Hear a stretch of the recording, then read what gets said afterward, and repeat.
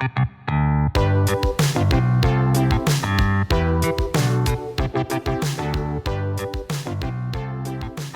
to the Confluence cast presented by Columbus Underground.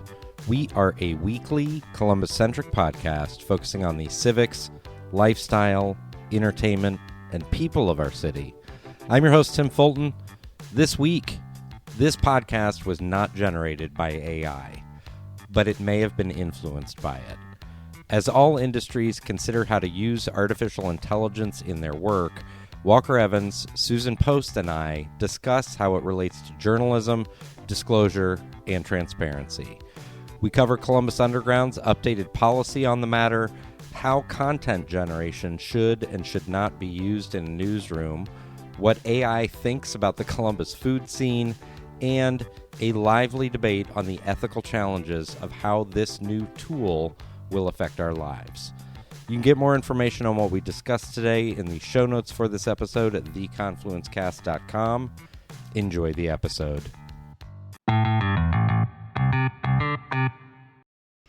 Sitting down here with Walker Evans, the co-founder of Columbus Underground and the associate editor of Columbus Underground and Metropreneur, Susan Post. How are you guys? Good. How are you, Tim? I'm good. Today, you guys have been having a lot of conversations about artificial intelligence and how it affects journalism. And so today, a little bit of an experimental episode and basically a discussion on AI and those things in journalism, how it may affect Columbus, what are the proper uses for it. So, Walker, why don't you kick us off with what those discussions have been like? Sure, yeah. Well, we've had some articles, like David Staley has written about AI in the past for his next series on CU. We've been hiring some new freelance writers, and one of them asked us an email, hey, what's your AI policy? And we're like, we don't have one, I guess. We should probably have one. Basically saying, don't use it. Okay. Yeah, we're paying you to do a job. We don't want you to just turn around and ask ChatGPT to do the job for you. So we spent the last couple of months kind of talking about that and putting some stuff together and kind of getting it out there. So it is a public-facing policy at this point. Basically, you can assure readers and, frankly, advertisers that this content is written by humans. Yes. Yeah. It's at the bottom, like in the footer of the website on every page. So we're on a site, there's a little link to AI policy. And so it's on there. Basically just saying we don't use it to write anything. No journalism, no editorial, no images are generated by AI. Our sales team might use it to craft like emails for like marketing language kind of thing, which isn't a public facing thing anyway. Right. And some of the tools we use, like Gmail, might have AI capabilities, or Photoshop now has AI capabilities. So some of the tools that everyone uses are going to have AI. Talking to Siri on your phone is using machine learning. Right. So we can't say that we don't ever use it ever at all, period, because the truth is like we all are using it whether we know it or not. And what about like consciously using things like Grammarly that is using a bit of predictive, like, hey, I think you're trying to write this. Sure. Or, this seems informational and you have expressed an opinion. Yeah. Well, that's kind of the interesting thing about these conversations is that like, machine learning isn't new. Right. So autocorrect is not a new feature. But of course, Grammarly needs to say AI on it because it's like the hottest marketing trend. Just say everything is AI. You turned us on to a great tool, Otterly, which is a great... Otter. I'm sorry, Otter. Yeah. Everything has L-Y on the end. So, Otter.ai, which is their website, which is ridiculous. But... it's a audio transcription. Yeah. So I will go to a meeting and I'll record the whole thing and then just feed that audio file and then get a written version of it. Yeah. Which isn't a new thing. Right. Transcription services have been around for years and years and years and years. Yes. Like a computer will do it for you. Right. Transcription. Well, and that's the slippery slope, right? And they say they use AI, so it's like, okay, well, I guess now that's an AI thing. Well, and I will say I've used it for... First of all, full disclosure, that is what transcribes the transcripts for the podcast on the website, which is, there has been at least one email where someone said, like, what a terrible transcription. And we're like, this is actually more of an SEO sort of strategy. Also, it doesn't appear on the Columbus Underground website. It appears on my website. Yeah. But it has also gotten really good at I give it the full edited podcast conversation, and it comes back and says, here's the summary of everything that you said. And I have pulled from it to sort of put together the intro to the podcast. Yeah. Basically, like, most people will be able to see the formula. I start off with a statement or question. I talk about who I interview. I list 3 things we talk about, and then I say, enjoy the interview. Yeah. Those in the past like year or so, some have been pulled from that sort of predictive, like, here's the high level stuff you talked about. Yeah. So please don't The fire truth me. comes out. No. Yeah, please don't fire me. Well, But I mean, yeah, on your website, you clearly label it as transcript. Yes. Like, you're setting that expectation, you're being transparent. So I think there's a difference between that and then, using it to write a news article. Yeah. And for us, if I sit down with someone and we have a 30-minute conversation about something, I want to go back and pull quotes of things that they said to insert quotes into my story. And I don't want to go back and listen to the whole thing and like type and like, and people talk really fast sometimes. So it's a matter of like pausing, typing, going back, rewinding, listening, typing, pause, rewind. Yeah. Wait, what did they say? Oh, and instead of just having a tool do that for you, and then you're able to copy, paste, edit, Well, and you're able to control F first, right? Yes. You're able to go in and be like, I know they said something like this, so let's dig it up and find it. Yeah. It's a tool. Like, at the end of the day, it is yes, we shouldn't be using it net. I don't suggest anyone like use it for their homework or anything, but it is a good tool to use in certain contexts, right? But that's what I'm saying is that like that audio transcription existed before the AI craze that is going on right now. Yes. Do we need a disclaimer on every news article that said we used autocorrect? I typed a word and I misspelled it, and autocorrect caught it for me, so therefore AI assisted in the writing of this article. Like, that's a little over the top, I think. And we have seen even in the Columbus sort of journalism sphere, publications using AI to generate articles. Specifically, Columbus Dispatch was called out for, I think it was a local sports game, like a high school sports game. Yeah. They took the scores, they took the runners, and like it seemed templatized more than anything else, but it got things wrong. Yes. And so they immediately were like, oh, we don't do that anymore. Yeah. And just to be fair to the journalists here in Columbus who do great work at the Dispatch, I think these kinds of decisions to use these kinds of tools are being made by Gannett, the parent company. Yes. I don't think the local sports writers are like, hey, let's fire the staff and replace it with this like garbage robot stuff. Right. So, but the public responded pretty negatively to that. Yeah, well, because they paused that program. At the end of the day, it's a trust thing. Like, can I trust what you're reading? I mean, God forbid, just based on our last episode, God forbid somebody took the transcript from a school board meeting, put it transcribed it, put that real rough transcription, because to be clear, Otter's not perfect. Right. And then made sure it was assigning the right like roles for who talked to it, fed that into ChatGPT, and said, write me an article summarizing the things that happened in this school board meeting. Please include 2 pull quotes from different school board members about significant things at this meeting, and copy and paste, and nobody really copy edits it, or nobody listens to it or reads the entire transcript. And again, a trust issue. It's super important to have actual like boots on the ground. Yeah.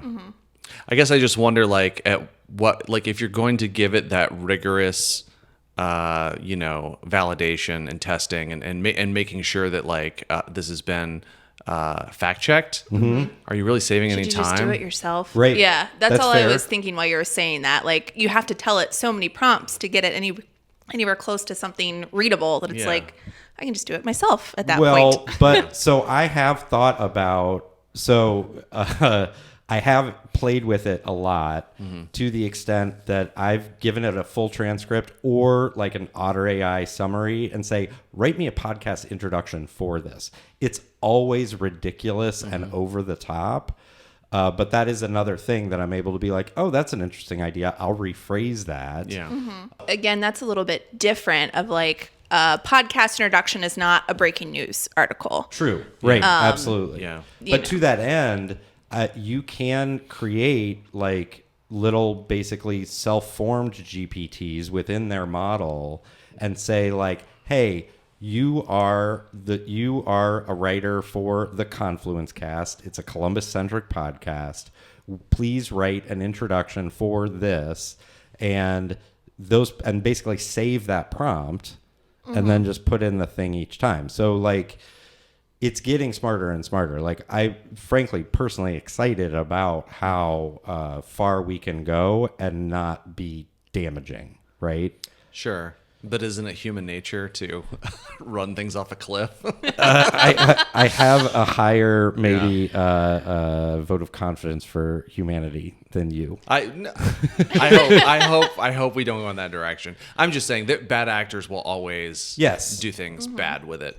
To Susan's point about breaking news, I mean, it's not something that can get things right. Like, it will never be a replacement for that. Right. You know what I mean? Yeah. And that's a lot of what we do is like of the minute, sort of stuff. You know?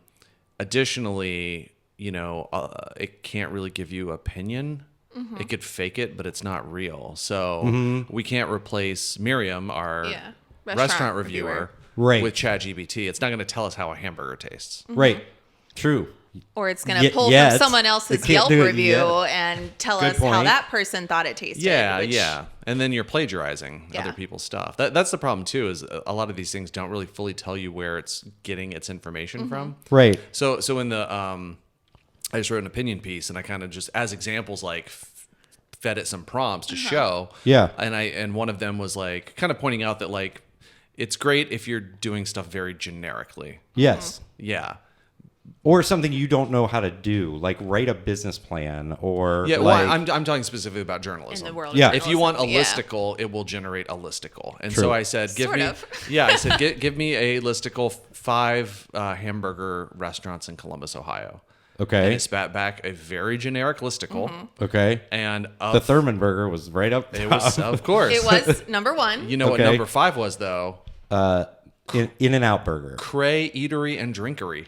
Cray's not around anymore. It's a restaurant that closed 8 years ago. It closed in 2016, and it said it was on High Street and not 4th Street. But it did know about Cray. Like, Cray is somewhere in the bot. Is all the But point what I'm good trying to does make. that do? Because it's closed. Yeah.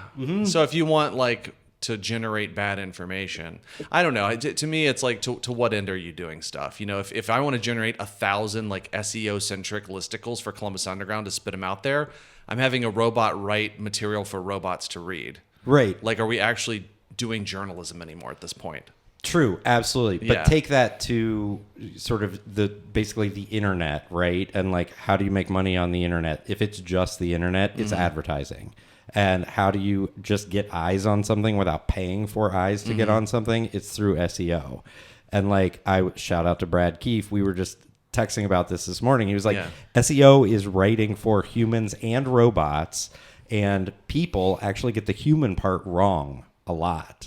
Sure. And ChatGPT is also going to get the human part wrong, but it's likely going to get the robot part pretty right. But there's also like a quality of attraction to that. Like, you can generate a lot of garbage and get a lot of garbage eyeballs.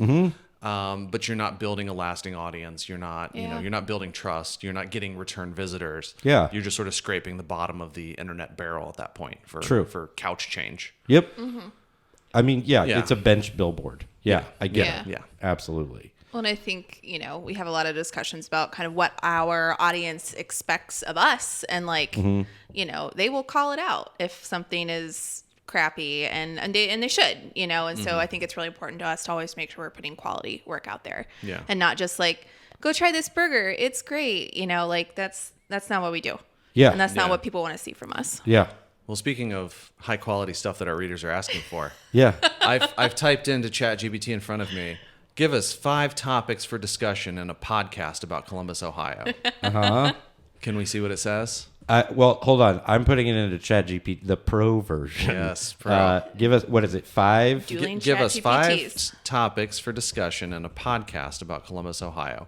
And to back up too, we did a forum with the Columbus Metropolitan Club, which I'm on the programming committee for. And I said, we should do a topic on AI. They hadn't really done anything. This was last summer. And kind of the gimmicky fun sort of thing was we had a human moderator, 2 human panelists, and then the third panelist was ChatGPT. Okay. And fed it the questions, and it was reading it out loud in a voice. And like everyone was sort of like, this is kind of cool. I want to see what it has to say. And it was a nice, it was AI 101 sort of discussion. Yeah. But when I was demonstrating to the board, because a lot of the folks there have heard of it, but they never really messed around with it, I'm like, well, this is what we can do. And I typed in a prompt like this that said, give me several topics for potential Columbus Metropolitan Club forum ideas. Right. And it spat back 8 of them, and they all worked. Yeah. But they were very generic. It's you could talk about the growth in the healthcare sector. Urban development and infill is happening with this. There's changes in workforce retention, blah, and it's well, these are all kind of forms that they already do. They already hit all these topics. But at I least am going once to a push year. back on you here. Yeah. That's a prompt problem, right? Okay. If you hone in a little bit more and basically say, first of all, tell it who it is. Yeah. You are a Be more programmer. creative. You for this forum. Yeah. You want to fill a variety of specific things, because I imagine programmatically they're like, okay, every fiscal quarter we got to hit an economic issue, we got to hit a healthcare issue, we got to hit this, and give it that, right? Yeah. You might get more specific things. So let's check our GPTs. Okay. So yours says it. To be clear, it says give us 5 topics for discussion in a podcast for Columbus. I said about Columbus, Ohio. About. Okay, I just want to be exactly the same. Yeah. So Columbus, Ohio, period. About. Okay. Enter. I'm very curious. I have never personally used ChatGPT. To be I'm totally letting mine honest. finish. Okay. You want me to go first? We'll just go with your Okay. first one, and I'll tell you what my first one was. Number 1, it says, certainly, here are 5 engaging topics that could be discussed in a podcast. I always read the responses in Game show voice. yeah, like marketer, commercial. Right. Yeah. Radio. Mine also commercial. says 5 engaging topics, by the way. There we go. Number 1, exploring Columbus's diverse neighborhoods. Okay, my first one, the evolution of Columbus. Okay. What's your second one? Second one is the evolution of the Ohio State University. Mine is the Columbus culinary scene. Okay. It's interesting that it's not the same, right? Yeah. Number 3 is Columbus's role in Ohio's political landscape. Yours is better. Mine is arts and mine is arts and culture in Columbus. I'm saving money. Yeah. Number 4 is the Columbus arts and music scene. So Which very similar. I have Yeah. innovations and business in Columbus. Number 5 for me is innovations and startups in Columbus. And I have community and lifestyle. Mine just literally named sections of the newspaper. Yeah. Pretty much, yeah. I think culinary was the only one that was not in this list. I had that. So broad. It is. Well, Yeah. it is, right? Yeah. And you can ask it to narrow and ask it to focus and ask it to get more specific and stuff like that. But well, and so I'm copying and pasting and write 5 podcast topics around the evolution of Columbus. And it's giving me from Franklinton to the capital, the founding and early years of Columbus. okay. And it's writing about that. Columbus in conflict, the Civil War and its impact on the city. 3, the industrial boom and urban expansion, Columbus in the late 19th and early 20th centuries. These sound like WOSU documentaries. They do, right? 4, cultural melting pot, the influence of immigration and diversity in shaping Columbus. And 5, modern Columbus, urban renewal, tech innovation, and the city's future.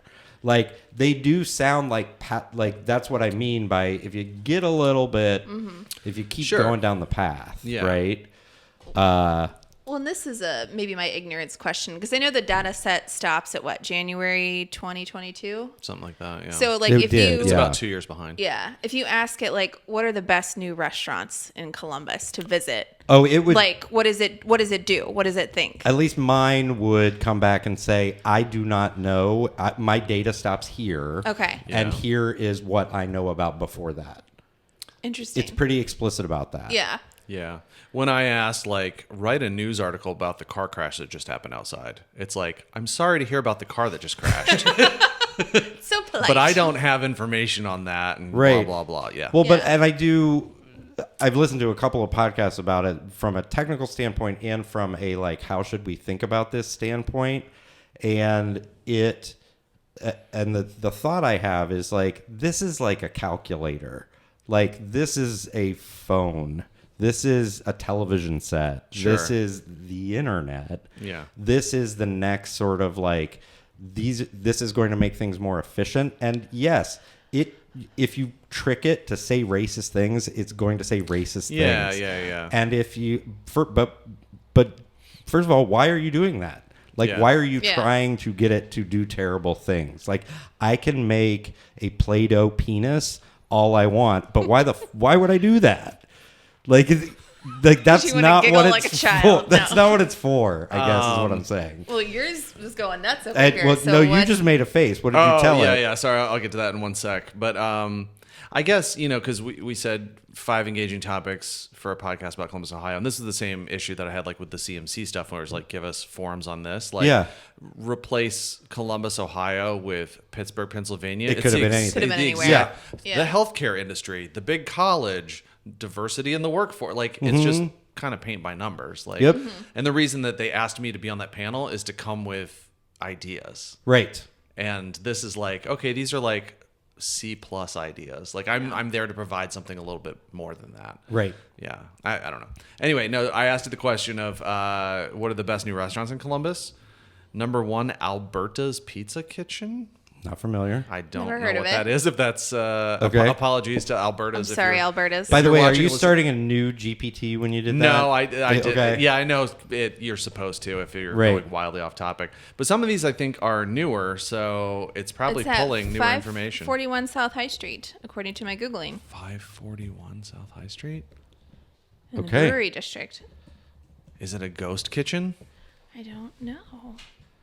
And Looks so like my- it was in Hey. I just asked GPT, and it started by saying, my last update is April 2023, but here you go. Oh, you know what it did? It said my last update was April 2023, so here are some ways to go find. Yeah, It said, I've seen that local before, blogs, too, yeah. Yelp, word of mouth. Oh, it's in Victories. Classics / Oh, Victories. okay. Oh. All right. Well, sorry to Sorry, Victory's. Alberta's. Sorry, Alberta's. Classics, yeah. But Piazza Polino, which is newer. Which that opened December? Yeah, a Okay. few months ago. You got quite a GPT over there. I guess. So- Yeah. Why are you paying for the premium? Yeah. Yeah. Hi-Reth is in here. Cobra is in here. But it's like a really weird list because like Birdie's Grill at the Fairway. I don't know. That's up in Dublin, maybe. Okay. Bowl Boba. I have no idea where that is. Like, do I need to be Rosebuds. checking this for story ideas? Yeah. No. but also Apartment B, which is like the speakeasy thing behind Bodega, which is a bar, not a restaurant. Yeah. But Thunderwing Brewing, our friend's brewery, which Yeah. also does not have food. So then where is it pulling this information from? Well, you ask it that, and it's like, can't really say. I have been fed all this information. It's coming from everywhere. Which, like, if you ask a journalist, like, cite your sources, and they're Yeah. just like, I looked it up online, you'd be like, you're fired. Well, and there was just this morning, as of recording, something came across my feed that said most major news sources have put in the "Hey, do not crawl this" for generative AI. Oh yeah, like Oh, opting out. interesting. Of stuff. Uh-huh. Yeah. Which I think that's have gonna you become done more. that? I'm just curious. I know Justin, like our main web developer guy, Yeah. we were talking about it. I can't remember if he implemented it or not. I want Okay. to say that we wanted to opt out of stuff though. Okay. Yeah, because it's It's stealing. yeah. Well, there's also some interesting kind of like think pieces that I've seen about like if this is based on what's out there, But what's out there in the near future is stuff generated by this. You get this like slowly, it becomes It degrades. Oh, Yeah, interesting. it's like Yeah. a fax of a fax of a copy of a copy of a fax, and then Yes. all of a sudden nothing is correct anymore. Yeah. And that started like 6 months after GPT came out, Yeah. where, and this is me following like tech podcasts, where they're like, yeah, they have to refresh the model every now and again, Yeah. to basically do that. And there's a whole subset of like copyright issues to be addressed and all that stuff. But I guess I hope that there will be a curated environment where this is a healthy, productive tool. I do not want to be told by what I think is a person, meaning a news organization, something that's simply regurgitated because of their $20 a month subscription to ChatGPT. Yeah, yeah. So I think one of the coolest applications of this that I've heard about is the ability to take a large library of audio, of voice content of someone speaking like yourself. yeah, And then be able to translate yeah, into other languages. So being able yes, to say, podcast specifically. yeah. So like be able to listen to the Confluence cast in French, and it's our voices. It's speaking French. Oh, wow. Français, right? Yeah, because you That's have the wild. voice data to be able to do that. It's like we don't need to know how to speak French. You could easily, take a podcast recorded in one language and translate it into 200 different languages like Yeah. that, and open up a lot of accessibility. The downside is you're going to trick a lot of old grandmas into thinking that Joe Biden said something that he didn't actually say Yeah. because Yeah. it's Well, easy and there's it's easy to comedy use manipulate. case here too, right? But there is a scary use case of like, that didn't happen. Will Smith didn't eat that spaghetti. Yeah. And like, there's just a lot. But it looks so of, real. But this does go back to the entire like media literacy argument that we've been having for years with misinformation and all this stuff. This suite of technology has simply sped it up. True. So Yeah.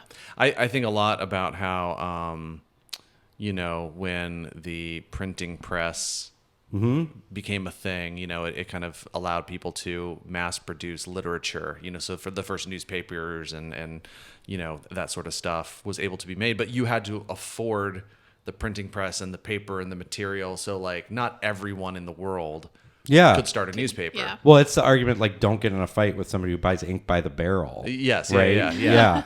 So ChatGPT launched and it was on everyone's phone in the world overnight. Yeah. Yeah. So everyone had access to use this tool, and it just speeds up not only the ability to make it better, but also the ability to become a bad actor very quickly. Yes. And I think, and the whole stuff with Sam Altman, and I got very tired of following it for that weekend. I have to hope that the folks who are in control, for lack of a better word, are consistently monitoring, consistently like, how do we make this better and safer, so that like... You hope, but do you really think that it's going to be like that, or is money going to win out in the end? As a... Hello, cynicism. No. Well, no, I get that, but Yeah. I would argue that money winning out in the end means that people are going to be like, we can't generate a tool that hurts people, right? Like we can't. Google's, I believe. Who's we? We, the board of directors. What about Facebook? What kind of damage has that already done to people? But it was I mean, every big corporation in the world does things that does damage to people. I understand what you're saying, but I guess the argument I would make is when that does happen and we become aware of it, and I will admit that like I should probably be more cynical here, but the market corrects itself. The market does sort of say like, hey, this is unethical, or frankly, we elect people that should be regulating the space. And if they don't, God bless globalism, the EU will. And We all just got to move to Europe. well, no. But the choices that they are making, as somebody who works in the tech field, Yeah. the choices that they're making, like I have to adhere to cookie policies Yeah. in California Yeah. if I want to sell to people in California, Right. and in the EU if I want to sell to people in the EU. Yeah. And like those liberal democracies, and I use small L there, will make things. There will be somebody gut checking it. Yeah. If you're not watching this on video, Walker is just like, I don't, just this, I don't know face. I mean, I think as long as money is the bottom line, ethics will always take a back seat. Okay. Yeah. Fair.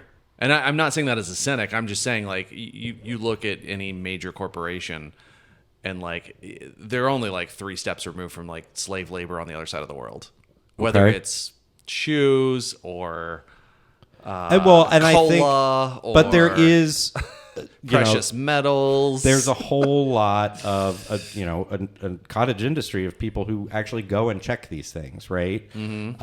And yes, they are not infallible, but there are people I want clean food. I want shoes that were made ethically, and I realize that that's not like a thing, but at least the labor that I don't like is actually better than the work available to those laborers in the place where that labor is done, if that makes sense. Sure. Like rising tide. I am an optimist about our brand new calculator. So I'll meet you in the middle. You be the optimist, I'll be the pessimist. Fair. Yeah. We'll just hope it all shakes out okay for everyone. Right. That's fair. Thank you guys for your time today. Yeah, this is fun. Thank you.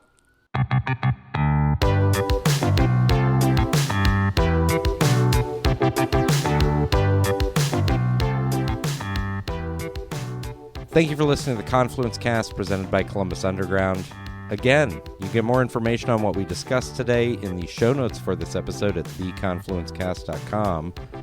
Please rate, subscribe, share this episode of the Confluence Cast with your friends, family, contacts, enemies, your favorite prompt engineer. If you're interested in sponsoring the Confluence Cast, get in touch with us. We can be reached by email at info@theconfluencecast.com.